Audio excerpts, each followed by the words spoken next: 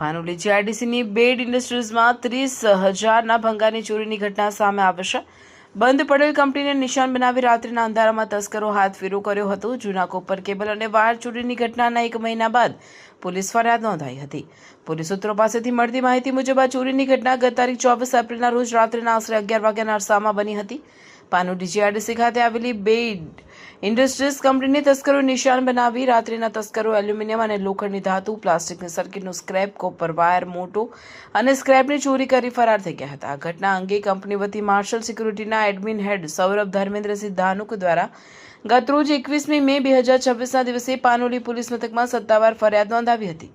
પાનોલી પોલીસે copper wire, મોટરો, aluminium, લોખંડનો ભંગાર અને પ્લાસ્ટિક સર્કિટ મળી કુલ ₹30,000નો મુદ્દામાલ અંગે ફરિયાદ નોંધીને પોલીસે તપાસનો ધમધમાટ શરૂ કર્યો છે.